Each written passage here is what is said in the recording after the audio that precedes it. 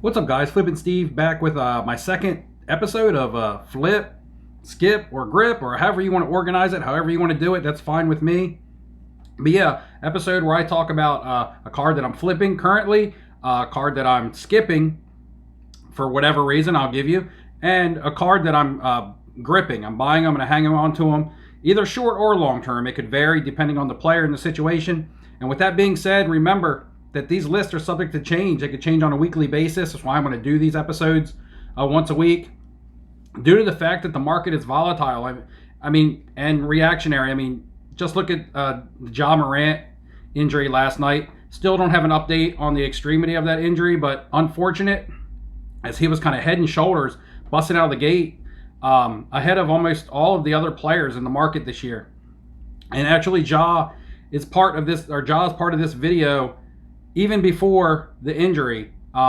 He was already in my notes and he was going to be on this video, so it's a little bit of a spoiler. Recap real quick on my last week's video. I was flipping Collin Sexton. I still am doing great off his. I was buying his prisms back about 6 or 7 months ago when they were $3 and $4 raw. They're all over Starstock and a Starstock A right now for $60+. I'm still doing very good on Collin Sexton. A lot of people like to hold him because they think he has potential. That's fine. Collin Sexton was last week. I'm still flipping him, but I got some more stuff. I was skipping out on RJ Barrett. Again, I thought he would be up and down, and that is what we've seen. And then my hold was Kobe White. Now, Kobe White is off to a slow start. I do look for him to pick it up, or hopefully he does, but he was a guy that I was buying and I was holding, and I still am, because he's not seeing any surge in the market due to his slow start, not doing very well. He did finally have a good game with 20 points, but that night, everybody on the Bulls lit it up. So we'll see what the future still has to hold for Kobe White. Let's go ahead and get into this week's players, the three that I'm going to talk about. And there's going to be a little twist on my flips this week, guys. I'm actually going to head over to Starstock and show you what I've done on Starstock this week. Just a bunch of smaller guys, lower buys. Most of the time, when I get something low, all I do is look to double my money. I'm very conservative on Starstock. I buy and I sell on stuff there every day. I just keep it in and out. So the part of the flip session of this video, the flip part of this video, we'll be looking at Starstock. If you haven't checked out Starstock, we'll talk about that. Also, if you have any interest in it at the end of this video, you can hit the promo code below, SGrayOut7. That's my username. If you sign up under that, you get 10 free bucks. I get 10 free bucks in our account. If not, if you want to use another content creator, that's fine too. Just don't miss out on a Starstock opportunity wherever you choose to get it from. So, yeah, and if you like this content, guys, so I keep it up so that I know, because this is only the second episode, just want to get some more feedback. Make sure you comment on it below. The likes, the subscribes, make sure you hit the notifications so you know when they're coming out. And I'm going to do another video and a live stream. It's kind of going to be how I set it up, where I do my normal video, my flip, skip, or grip video, and a live stream once a week. Let's go ahead and get into the cards. And we're going to do the flip session again on Starstock. So let's go ahead and get into my skip. And unfortunately, it is Ja Morant high-end products. And this was before the injury. But this is kind of why, you know, this wasn't foreshadowing or anything, but this is why I don't get in on a card when I already miss it and I come in at a high risk because of things like this. Now, he may have a twisted ankle. He only may miss a couple days. Who knows? The fact remains is that if you want to get on high-end Ja Morant products like prisms, it's going to cost you a lot of money. And the reason I'm specifying high-end is because I will be in on lower end if I choose to buy Ja. And I'll set up this scenario for you guys. Ja Morant prisms are going anywhere between $800 and $900. They were, as of last night, prior to the prior injury. Everything we're talking about is prior injury, because we don't know the outcome yet. Now, his lower end products like the hoops were going around $120 to $150. So even if I round that up to a high end of $150, we'll just say a PSA 10 hoops Ja Morant was $150. We'll round the prisms up to that $900 benchmark or whatever that they once reached. If you buy one prism, you're in at a risk of $900, and the likelihood of you doubling the value on that card hitting $1,800, is a lot that has to happen. He has to play great. He has to be an all-star. He has to be in the MVP talk. He has to make the playoffs. If not, you know the cards will never reach that 100% gain. They'll never hit that double up. So $900 is high risk to come in on a card that you're more than likely not going to be able to double your money unless all the stars align for you. However, if you buy a lower end card like a Hoops for $150, the likelihood of that pushing $300 and doubling up for you are a lot more likely, because it's affordable and people will push it up because they can afford to buy it, and it'll get driven up once the other ones are outpriced, like it always happens. So you could, for instance, take the $900 that you would buy one Ja Prism for and apply it and buy 6 Hoops for $900.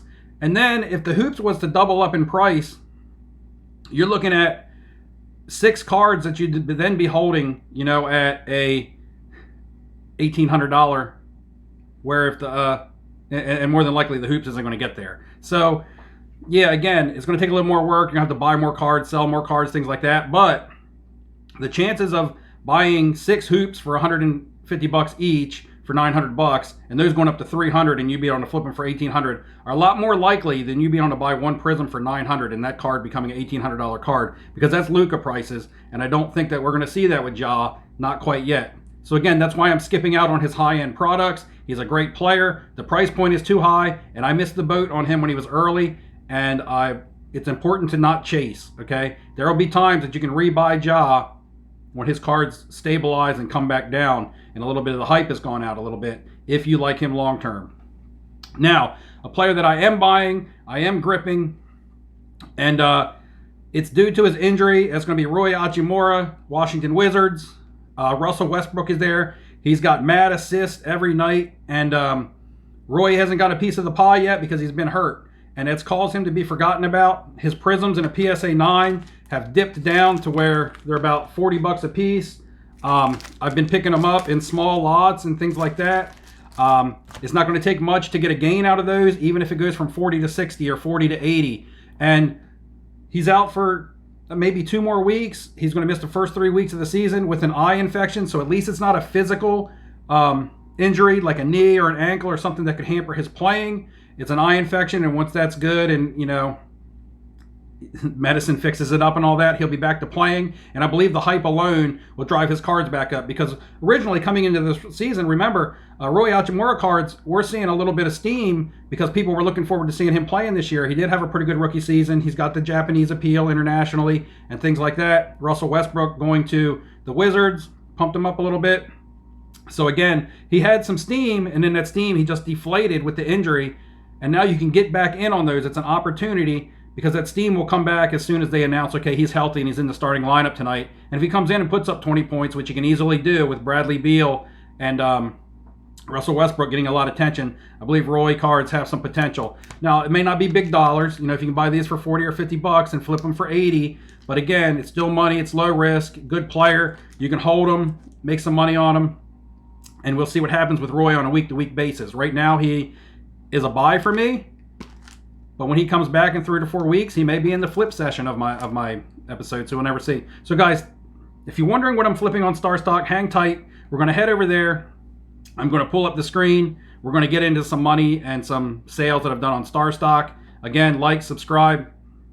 Until next time, guys, good luck in your investing, and I'll see you later. All right, guys, here we are over here on my Starstock. Starstock.com. Remember, promo code SGRAY OUT7, SGRAY. Out7. That's me, yep. Here we are. Right now I'm in my collection. If you just want to get a quick scan of what I'm holding up in here. I even got a Big Ben Topps card down here that I bought a long time ago.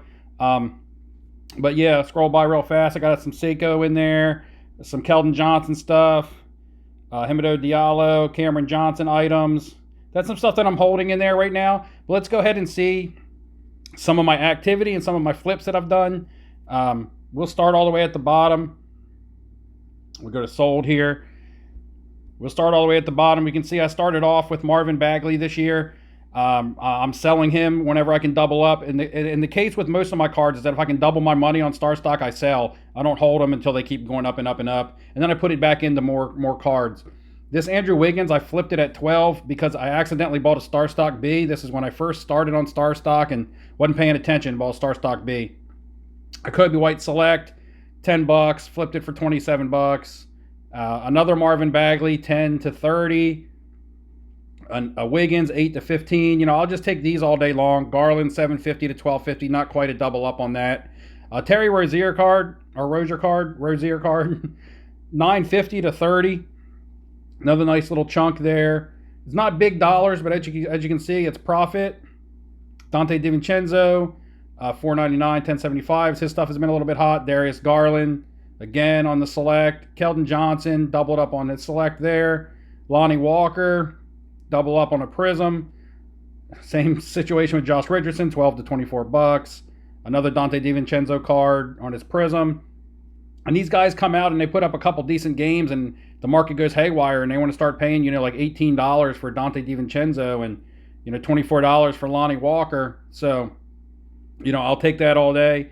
$5.50 to $11 on a DeAndre Hunter. I am a DeAndre Hunter fan and I do like him. I do believe he's a good player, but Trey is going to score a lot of points there. And then my last two were Wendell Carter Jr. He was off to a hard start. So after his very first game where he scored 20 plus points, I went ahead and let these go at a $7 profit just because he was off to such a bad start. So yeah, I've taken some of that profit. I've put it back into some stuff like some Sabonis, some Abada Sabonis cards, and put it into some Jokic cards and such. So yeah, that's my Starstock activity, guys. And once again, thanks for joining me in the video. Let me know what you're buying and selling. Until next time, good luck in your investing, and I'll see you guys later.